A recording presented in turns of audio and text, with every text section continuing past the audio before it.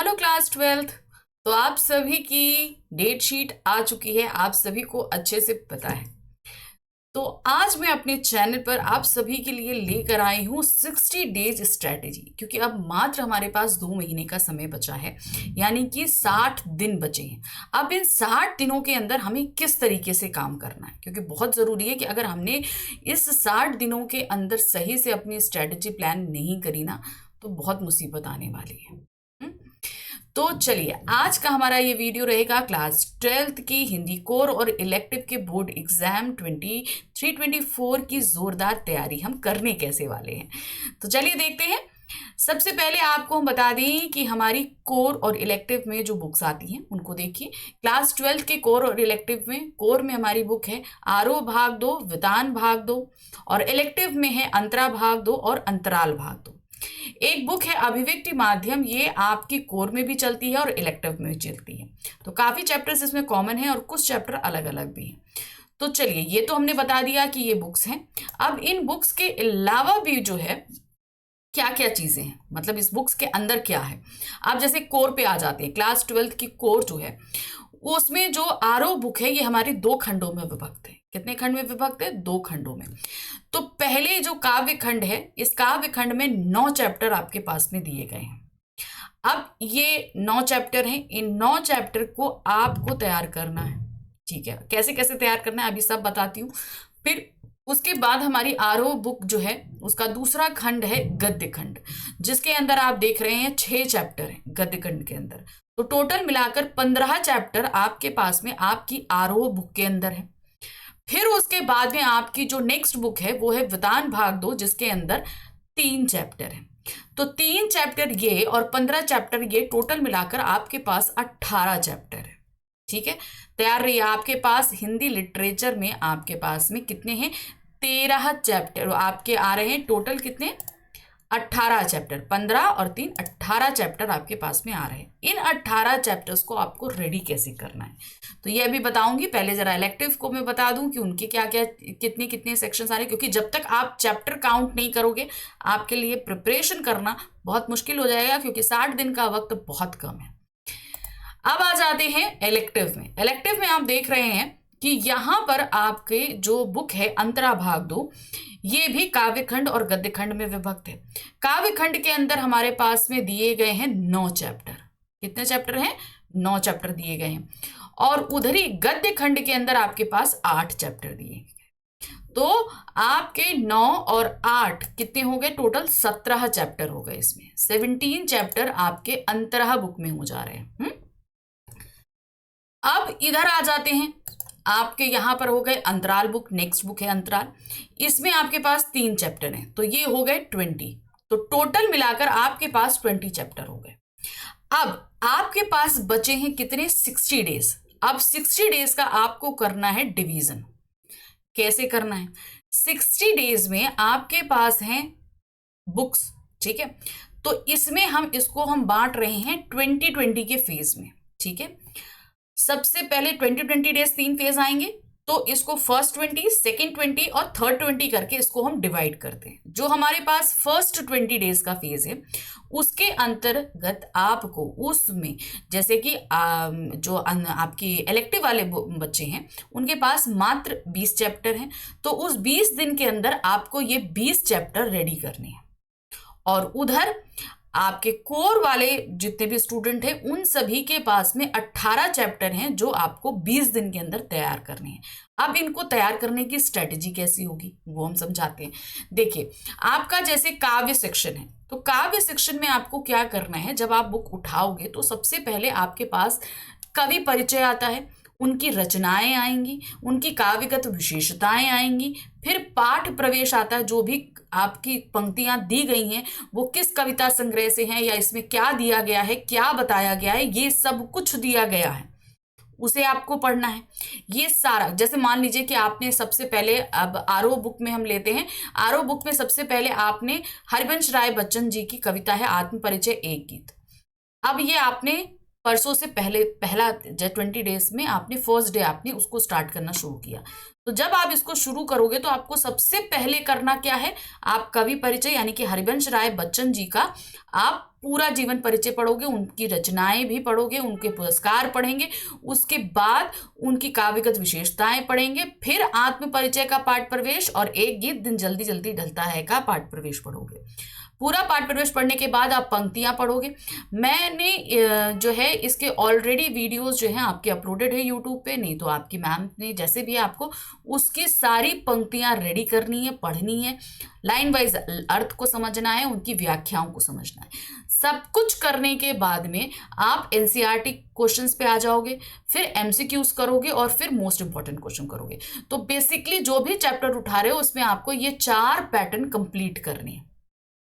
अब ये सारे पैटर्न आपको एक ही दिन में कंप्लीट करने, ये नहीं कि आज हमने चैप्टर पढ़ लिया है, कल क्वेश्चन तैयार करेंगे, परसों एमसीक्यूज और नरसों आपको मोस्ट इंपॉर्टेंट। नहीं, अगर आप ये चैप्टर आज उठा रहे हो तो इसके सारे पैटर्न आपको आज के आज ही कंप्लीट करने एक दिन के अंदर, तभी 20 दिन के अंदर आपके 18 चैप्टर कोर में तैयार हो पाएंगे। और सेम यही चीज आपको इलेक्टिव वाले स्टूडेंट्स को करना है। जैसे आपने पहले दिन उठाया जयशंकर प्रसाद जी की देवसेना का गीत और कार्नेलिया का गीत, अब जब आप उठाओगे तो सबसे पहले जयशंकर प्रसाद का आपको जीवन परिचय पढ़ना है, फिर उसके बाद आप क्या पढ़ोगे, जैसे ही आपने जीवन परिचय पढ़ लिया, जीवन परिचय पढ़ने के बाद पाठ प्रवेश पढ़ोगे, उनकी काव्यगत विशेषताएं जयशंकर प्रसाद की, उनकी रचनाएं, कृतियां, उनके पुरस्कार, फिर उनकी काव्यगत विशेषताएं, फिर उसके बाद में आपको पाठ प्रवेश पढ़ना है कि दोनों गीत कौन कौन से संग्रह से लिए गए हैं, कहाँ कहाँ से लिए गए हैं, सारी चीजें आप पढ़ लेंगे। उसके बाद देवसेना और कार्नेलिया के गीत को अच्छे से पढ़ेंगे, उनके अर्थ को आप समझेंगे, फिर उसके बाद आपको उनकी व्याख्याओं को समझना है। वो सारा कर लेने के बाद आपको क्या करना है, जैसे आप ये सारी चीजें कर लोगे, करने के बाद में आपको एनसीईआरटी क्वेश्चन रेडी करने हैं, फिर मल्टीपल चॉइस क्वेश्चन रेडी करने हैं, फिर उसके बाद में मोस्ट इंपॉर्टेंट क्वेश्चन रेडी करने हैं। ये सारा जब आप रेडी कर लोगे, जितना भी हमने आपको बताया, ये सब कुछ रेडी करने के बाद में आपको क्या करना है कि आपने ये चैप्टर हो गया, उसके बाद दूसरे दिन आप सूर्यकांत त्रिपाठी निराला जी की सरोज स्मृति उठाएंगे, सेम इसी तरीके से दूसरे दिन उसको पूरा एक दिन में तैयार करेंगे। तो इस तरीके से आपके 20 चैप्टर 20 दिन के अंदर रेडी हो जाएंगे। ठीक है, अब आपके जो 2020 के फेज मैंने डिवाइड किए थे, उसमें फर्स्ट 20 डेज का फेज आपका कंप्लीट हो गया। अब आते हैं हम सेकेंड 20 डेज के फेज पे। अब उसमें हमें क्या करना है, उसमें अब हम आ जाते हैं, हमारी नेक्स्ट बुक है अभिव्यक्ति और माध्यम। इसमें जितने टॉपिक दिए गए हैं ये बहुत लेंदी टॉपिक्स हैं, इनको पढ़ने और समझने में टाइम चाहिए। तो नेक्स्ट 20 डेज में आपको ये करना है। तो अब आप यहाँ पर देख रहे हो कि ये बुक ऐसी है कि कोर और इलेक्टिव में बराबर चल रही है। तो पहले हम यहाँ पर देखते हैं कौन कौन से, जैसे आप यहाँ पर देख रहे हो 3rd चैप्टर, 4th चैप्टर और 5th चैप्टर, ये आपके आधार और ऐच्छिक यानी कोर और इलेक्टिव में तीनों में आ रहे हैं। और ये 6, 7, 8 जो हमारा चैप्टर है, कैसे बनती है कविता, नाटक लिखने का व्याकरण और कैसे करें कहानी, ये लिखे कहानी, ये सिर्फ इलेक्टिव में आ रहे हैं। तो इलेक्टिव के पास कितने चैप्टर हो गए, इलेक्टिव के जितने भी स्टूडेंट हैं उन सभी के पास में आपके यहाँ टोटल मिलाकर 6 हैं। और नेक्स्ट आगे देखिए, उसके बाद एक ये 7, तो टोटल इलेक्टिव के जो स्टूडेंट हैं उनके पास अभिव्यक्ति माध्यम में 7 चैप्टर आए। कितने चैप्टर आ रहे हैं, 7 चैप्टर आ रहे हैं इलेक्टिव के स्टूडेंट्स के पास में। अब कोर के स्टूडेंट्स के पास 3 चैप्टर यहां पर हैं और 3 चैप्टर यहां हैं। तो जो हमारे कोर के स्टूडेंट हैं उनके पास 6 चैप्टर आ रहे हैं। इसके लिए आपको 20 दिन का वक्त मिलेगा, क्योंकि इसमें जितने भी टॉपिक्स हैं वो बहुत लेंदी हैं, उनको पढ़ना समझना। इसमें भी देखिए पैटर्न आपका ये समझ लीजिए कि आप बुक उठाओगे और पूरा का पूरा चैप्टर आपको पढ़ना। ये मत सोचना कि हमने इसका सार पढ़ लिया, सारांश पढ़ लिया, हमें सब समझ में आ जाएगा। बिल्कुल ये गलती मत करना। आपको पूरा चैप्टर उठाकर पूरा का पूरी बुक आपको पढ़नी है। उसके बाद इनके क्वेश्चंस बहुत कम दिए गए हैं पीछे एनसीईआरटी बुक में, आपको वो नहीं करना है। वो आप करना चाहो तो करो, लेकिन वो मतलब बहुत ही मिनिमम है, इतने ज़्यादा नहीं है। इनके एमसीक्यूज हैं, इनके मोस्ट इंपॉर्टेंट क्वेश्चन है। तो जब तक आप ये 20 डेज के फेज पे पहुंचोगे, आपके लिए इसके मोस्ट इंपॉर्टेंट क्वेश्चंस और इसके जो हैं एमसीक्यूज मैं आपको इसके वीडियो अवेलेबल करा दूंगी। तो उसके लिए चिंतित होने की जरूरत नहीं। तो जो नेक्स्ट 20 डेज का फेज था उसमें आपको क्या करना है, ये आपकी सिर्फ एक बुक है जिसमें इलेक्टिव के पास 7 चैप्टर हैं और कोर के पास 6 चैप्टर हैं। आपको ये सेकेंड 20 डेज के फेज में ये बुक पूरी तरीके से रेडी कर लेनी है। तो ये 20 डेज के 2 फेजेस निकल गए। अब हमारे पास एग्जाम से जस्ट पहले 20 डेज का फेज बचा है, उसमें हमें क्या करना है, अब उस फेज में आपको उस फेज को 10 डेज के डिवाइड करना है। जो 20 डेज है ना उसको 10 और 10 के 2 सेक्शन में डिवाइड करना है। तो जो पहले के 10 डेज रहेंगे उसमें आपको तीनों बुक के हर चैप्टर के PYQs यानी कि प्रीवियस ईयर के आए हुए हर चैप्टर के 5 साल के क्वेश्चन सॉल्व करने हैं। कितने? 5 ईयर के क्वेश्चंस आपको सॉल्व करने हैं पिछले 5 ईयर्स के PYQs में, ठीक है।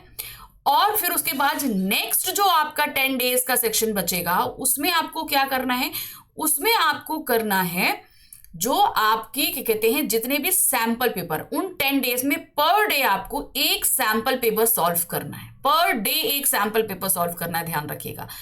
तो अब इसमें अब आपको करना क्या, कैसे आप करोगे, तो वो मैं बताती हूँ। स्टार्टिंग के जो फर्स्ट और सेकंड सैंपल पेपर पहले 2 दिन में करोगे, उसके लिए टाइमर लगाओगे 3 आवर्स का, ठीक है। और लिटरली आपको लिख कर वो सैंपल पेपर सॉल्व करने, क्योंकि आप लोग की जो सबसे पहले क्वेरी आती है कि मैम पेपर बहुत लेंथी होता है, हमारा छूट जाता है, हम नहीं लिख पाते। दूसरा हमारी ग्रामेटिकल मिस्टेक्स बहुत होती हैं। और तीसरा जो आता है हमारी राइटिंग बहुत मतलब जल्दी में राइटिंग खराब हो जाती है। तो इन तीनों ही समस्याओं का हल आपके पास में ये है कि आपको सैंपल पेपर लिटरली लिख के सॉल्व करना है, इसके अलावा कोई चारा नहीं है। ये तीनों चीजें आपकी एक यही काम से सॉल्व हो जाएंगी। तो जब आप पहला दूसरा सैंपल पेपर सॉल्व करोगे उस दिन 3 आवर्स का टाइमर लगाओगे और उन 3 आवर्स के अंदर आप अपना सैंपल पेपर सॉल्व करने की कोशिश करेंगे। सपोज बहुत से बच्चे कर भी लेंगे, बहुत से बच्चे नहीं भी कर पाएंगे। तो फिर उसके बाद जब आप 3 और 4 वाला सैंपल पेपर सॉल्व करोगे 3rd और 4th डे में, तो आपको और अपना टाइम रिड्यूस करना है। अब आप ये देखना कि अगर आपने 3 आवर्स के अंदर उसको कर लिया है तो अब आप करोगे 2 hours 45 आवर्स के अंदर, ठीक है। 2 hours 45 मिनट्स के अंदर आपको वो कंप्लीट करना है। और अगर आपसे 3 आवर्स के अंदर कंप्लीट नहीं हुआ था, मान लो आपको 3 hour 15 मिनट लग गए थे, तो आप फिर जब 3 और 4 का लगाओगे तब 3 आवर्स का लगाओगे। तो आपको 15 मिनट रिड्यूस करना है। आपको 2.5 आवर के अंदर अपना क्वेश्चन पेपर सॉल्व करना है। क्योंकि कई बार ऐसा होता है कि कुछ क्वेश्चंस के आंसर हमें नहीं आ रहे हैं तो उन्हें हम छोड़ देते हैं। तो जो हमारे पास में आधे घंटे का समय बचेगा वहां पर हम लौट के आके फिर से वो चीजें कर सकते हैं, अपने पेपर को रिव्यू कर सकते हैं, देख सकते हैं कि हमसे कहाँ मिस्टेक हुई है, क्या चीजें हुई हैं। तो उसके लिए आपके पास में हाफ एन आवर का समय बचेगा। तो इस तरीके से आपको ये सारी चीजें करनी है। अब जब ये आप सारा कर लोगे ना तो आपकी पूरी तैयारी हो जाएगी। अच्छा, अब इसके बाद एक क्वेरी मेरे पास में बहुत अच्छे से आती है कि मैम किस सेक्शन को हम कितना टाइम दें कि हमारा पेपर उस हिसाब से हो जाए और क्या क्या चीजें हमें ध्यान देनी है। तो आपकी इस समस्या को ध्यान में रखते हुए मैं उसके लिए भी आपके पास एक वीडियो लेकर आ रही हूं कि कौन सा वीडियो हमें कितनी देर में कौन सा सेक्शन हमें कितनी देर में सॉल्व करना है, क्या करना है, किस सेक्शन को कितना टाइम देना है और कैसे हम जल्दी कर सकते हैं, सब कुछ बताने के लिए मैं जल्द ही आपके पास एक वीडियो लेकर आऊंगी। लेकिन अभी सिर्फ आपके पास में आपके पढ़ने के लिए जो 60 दिन बचे हैं उसकी स्ट्रैटेजी मैंने आपके सामने पेश कर दी है। अब कल आप सबसे पहले बैठ के अपना टाइम टेबल बनाइए, देखिए कि इस दिन हमको ये चैप्टर पढ़ना है, इस दिन ये चैप्टर पढ़ना है। इस तरीके से पूरा टाइम टेबल रेडी कीजिए 60 डे का और परसों से इसे फॉलो करना शुरू कीजिए। और ये नहीं 60 डेज है तो हम 60 डेज बचेंगे तभी करेंगे, ऐसा नहीं। 65 डेज बचे हैं तब भी आप कर सकते हो, क्योंकि हो सकता है बीच में एक आध दिन कोई ऐसी प्रॉब्लम हो आप नहीं पढ़ पाओ, तो वो एक इन हैंड हमें 1-2 दिन एक्स्ट्रा लेकर चलना है। तो जल्दी नेक्स्ट वीडियो लेकर आऊंगी मैं आपके, और भी जो आपकी स्टडी मटेरियल से रिलेटेड रहेगा। तो मिलते हैं नेक्स्ट वीडियो में। Thank you for watching, bye bye.